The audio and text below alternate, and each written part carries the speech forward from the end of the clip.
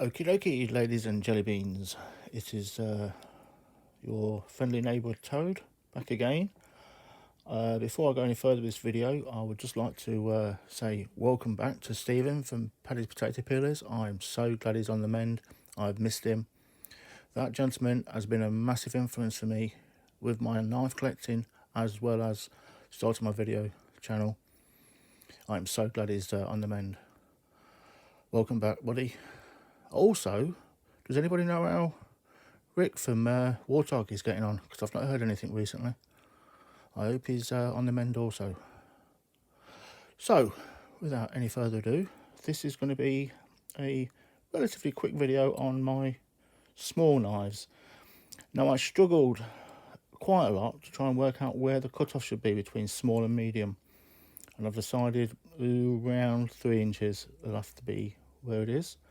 I shall start with the large of my small knives to the smallest, and I hope you enjoy my selection.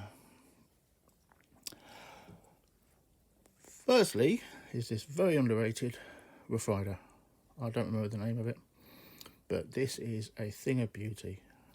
Honestly, it is absolutely gorgeous. It is so well made. Titanium coated blade. The finish on this is fabulous. I don't think this deserves a lock back. It's a shame actually, because if it didn't have the lock back, it could be a very, very good daily carry for us in the UK. But this is wonderful. It is so well made. You know, that, as far as I know, they don't do a bigger version of this particular model, but this honestly is faultless. It is just a thing of beauty. There we go, look at that. Next up, we have one of my small Chinese made buck knives. Now, I know not everybody is a fan of the Chinese versions, but they're fine. There's nothing wrong with this. This is very well made, sharp as a razor.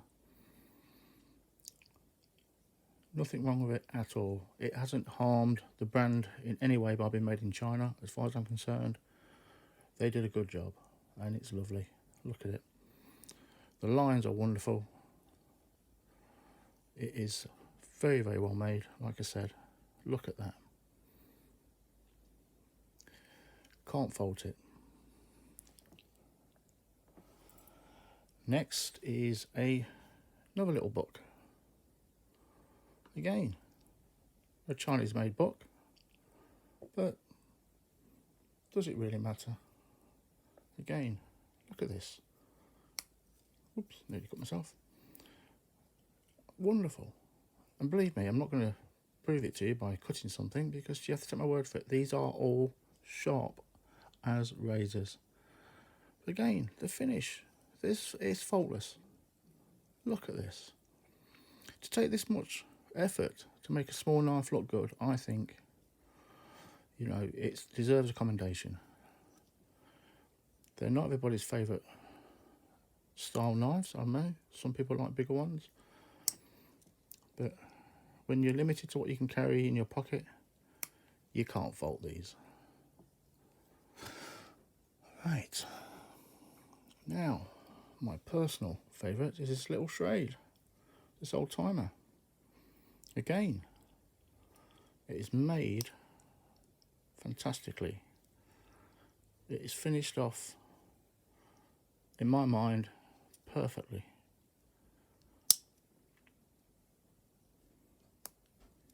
Look at this. It is lovely.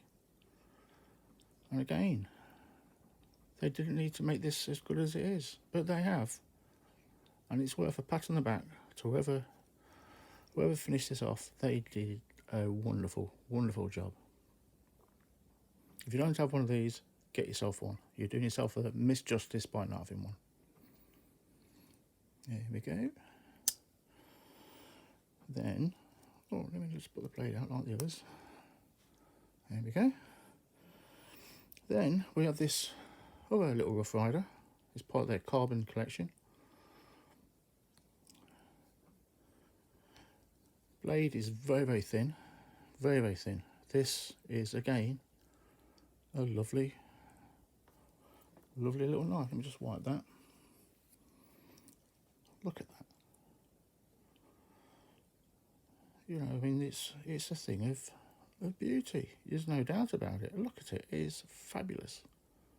It's also extremely sharp. Very, very much so. But look at that. Isn't that lovely?